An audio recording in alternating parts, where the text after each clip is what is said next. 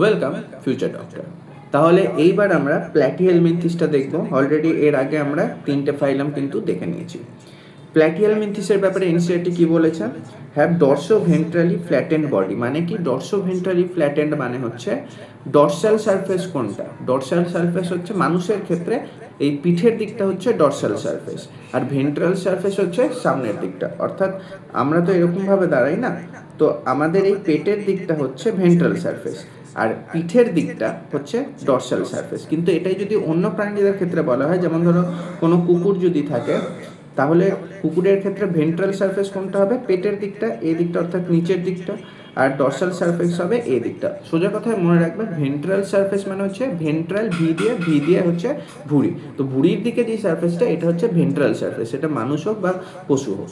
তাহলে ডর্সো ভেন্ট্রালি ফ্ল্যাটেন্ড মানে কি? ডর্সো ভেন্ট্রালি ফ্ল্যাটেন্ড মানে পেছন আর সামনের দিক থেকে চ্যাপ্টা।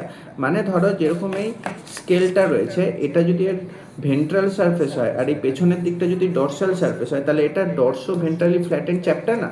দেখো এটা সামনে আর পেছন দিক দিয়ে চ্যাপ্টা, তো এই ধরনের স্ট্রাকচারটা হচ্ছে ডর্সো ভেন্ট্রালি ফ্ল্যাটেন্ড। বা ধরো এই ঘড়ির এই ডায়ালের দিকটা যদি ভেন্ট্রাল সারফেস হয় আর এটা যদি ডর্সাল সারফেস হয়, তাহলে দেখো ভেন্ট্রাল সারফেস আর ডর্সাল সারফেসটা কি চ্যাপ্টা, সামনে পেছনের দিকটা চ্যাপ্টা এরকম।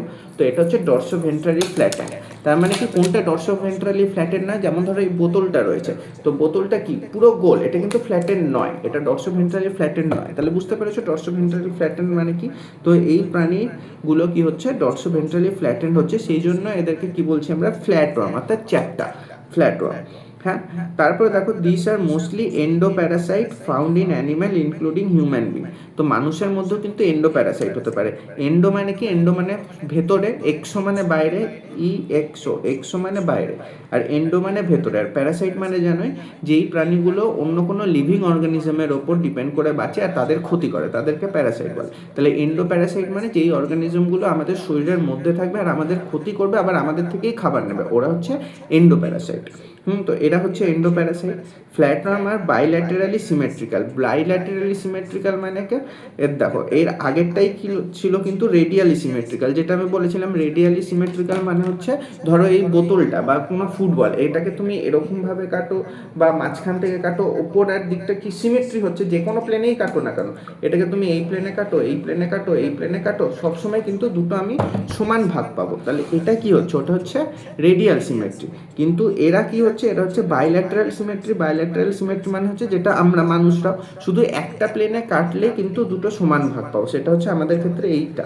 তো এদের ক্ষেত্রেও তাই, এরা হচ্ছে বাইল্যাটারালি সিমেট্রি। তাহলে ইম্পর্টেন্ট জিনিস এখানে কি হলো আমাদের মনে রাখতে হবে, এই যে এখানে যেটা বলেছে যে ফাউন্ড ইনক্লুডিং হিউম্যান বিং, এই যে বাইল্যাটারালি সিমেট্রি, তার মানে এটা কিন্তু একটা নতুন ফিচার এলো এদের মধ্যে। এর আগে পর্যন্ত কি ছিল?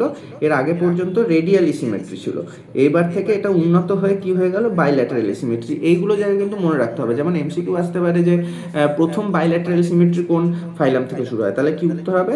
প্ল্যাটিহেলমিনথিস থেকে। তারপর এরা কিন্তু আবার ট্রিপ্লোব্লাস্টিক, অর্থাৎ 3টে লেয়ার থাকে মানে যখন জাইগোটটা ধীরে ধীরে ম্যাচিওর হয় সেই সময়টা এমব্রায়ো ফর্মেশনের শুরুতে 3টে লেয়ার থাকে ট্রিপ্লোব্লাস্টিক। কিন্তু এর আগের ফাইলামটাই কি ছিল? ডিপ্লোব্লাস্টিক। তার মানে এখানে ট্রিপ্লোব্লাস্টিক অ্যানিমাল কিন্তু এটাই প্রথম শুরু করছে। হ্যাঁ, অ্যাসিলোমেট অ্যানিমাল। অ্যাসিলোমেট মানে কি? এদের সিলোম থাকে না। হ্যাঁ, তারপর সিলোম মানে হচ্ছে যেটা হচ্ছে বডি ক্যাভিটি আর কি। তো যখন এটা হচ্ছে জাইগোট থেকে ধীরে ধীরে এমব্রায়োটা ফর্ম করে সেই সময় বডি ক্যাভিটি থাকে না, তো acoelomate animal. With organ level of organization. With organ level of organization মানে কি? এখানে বলা হচ্ছে এর আগেরটাই দেখো কি ছিল?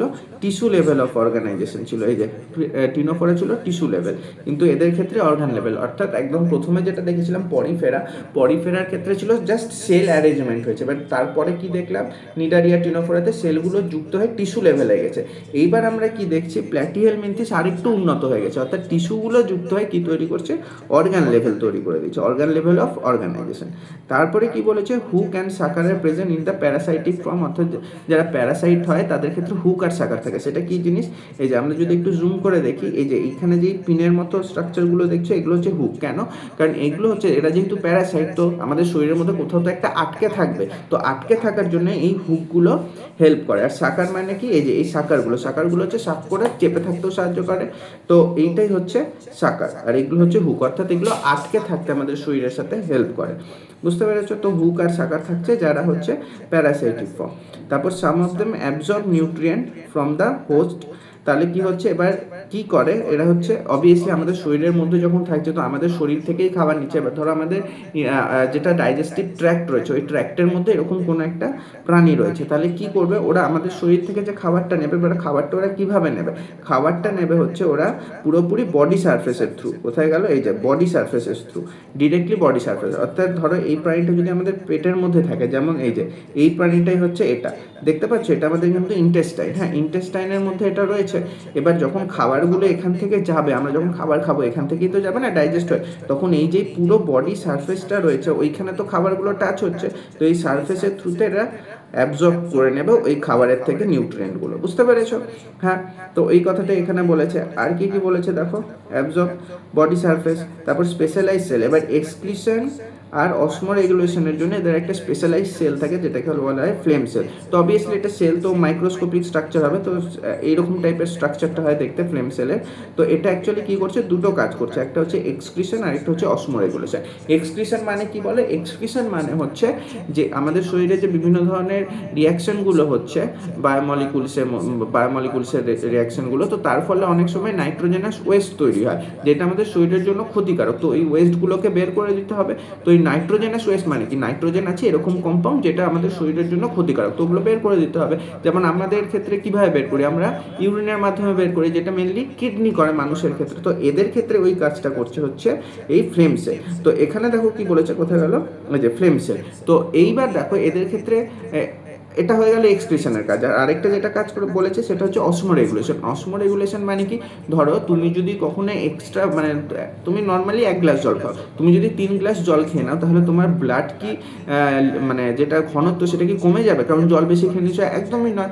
তাহলে এটা কে কন্ট্রোল করছে, এই কন্ট্রোলটাই হচ্ছে অসমো রেগুলেশন। মানে কি, আমাদের ব্লাডের হোক বা বিভিন্ন আলাদা আলাদা ফ্লুইড যে রয়েছে আমাদের শরীরের মধ্যে, তো তাদের অসমোলারিটিটা অর্থাৎ ঘনত্বটা মেনটেন যে করছে সেটাও কিন্তু কাজ করছে এদের ক্ষেত্রে ফ্লেম সেল। সেটা কিন্তু আমাদের ক্ষেত্রে কিডনিও করে। হ্যাঁ, তার মানে তুমি যেখানেই দেখবে এই এক্সক্রিশন আর অসমো রেগুলেশন মোটামুটি একটা অর্গানই করছে বেশিরভাগ প্রাণীর ক্ষেত্রে। আমাদের ক্ষেত্রে কিডনি করছে, এদের ক্ষেত্রে কি করছে, সেটা ফ্লেম সেল করছে। হ্যাঁ, সেক্সেস আর নট সেপারেটেড, অর্থাৎ ছেলে মেয়ে একসাথেই রয়েছে। তো অবভিয়াসলি তাহলে এদেরকে কি বলবো, হার্মাফ্রোডাইট বলবো। আর বাকিগুলো কি বলেছিলাম বলো, আগের লেকচার দেখলে তোমরা জানো, মনে রাখার জন্য বলেছিলাম MBA, যে ক্ষেত্রে আমরা বলেছিলাম যে ছেলে মেয়ে একসাথেই প্রায় থাকে, মোনোসিয়াস, বাইসেক্সুয়াল, হার্মাফ্রোডাইট। হ্যাঁ, তারপরে কি বলেছে, ফার্টিলাইজেশন ইন্টারনাল, অর্থাৎ মেল গ্যামেট ফিমেল গ্যামেট শরীরের মধ্যে ফার্টিলাইজ করছে। Development through many larval stage, তার মানে ডেভেলপমেন্ট কি হচ্ছে, ইনডিরেক্ট হচ্ছে। সাম মেম্বার্স লাইক প্ল্যানেরিয়া, এবার প্ল্যানেরিয়ার ক্ষেত্রে কিন্তু হাই রিজেনারেশন ক্যাপাসিটি থাকে। মানে কি, এই যে এই প্রাণীটা দেখছো এটা হচ্ছে প্ল্যানেরিয়া, তো একে দেখো অনেকটা কেটে দিল এরকমভাবে, এই প্রত্যেকটা কাটা অংশ থেকে নতুন নতুন কিন্তু প্ল্যানেরিয়া তৈরি হবে। অর্থাৎ এখান থেকে একটা পুরো নতুন প্ল্যানেরিয়া তৈরি হয়ে যাবে, এখান থেকে একটা নতুন প্ল্যানেরিয়া তৈরি হয়ে যাবে। তো এটাকেই বলা হচ্ছে রিজেনারেশন ক্যাপাসিটি, অর্থাৎ আবার নতুনভাবে তৈরি হয়ে যাবে। অর্থাৎ একটা প্ল্যানেরিয়া ছিল, একে তুমি 10টা ভাগ করে দাও, 10টা প্ল্যানেরিয়া তৈরি হয়ে যাবে নতুন অ্যানিমাল। তো এটাকেই বলা হচ্ছে রিজেনারেশন ক্যাপাসিটি। এটা প্ল্যানেরিয়ার মধ্যে কিন্তু প্রচুর পরিমাণে আছে।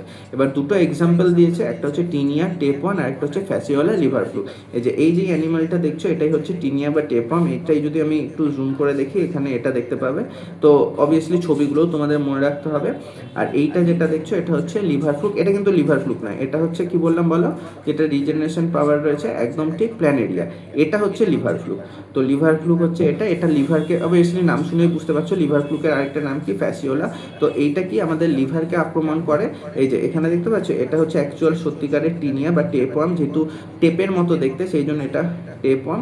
আর এই যে অ্যানিমালটা দেখছো এটা হচ্ছে বলো লিভার ফ্লুক। এই যে লিভারের মধ্যে বুঝতে পারছো এখানে এখানে রয়েছে, এই যে এটা হচ্ছে লিভার ফ্লুক, এগুলো জায়গায় রয়েছে। তো এরকমভাবে থাকে। তাহলে এই ফাইলামটাও আমাদের হলো। তো এবার মুখস্থ করে নাও। Thank you.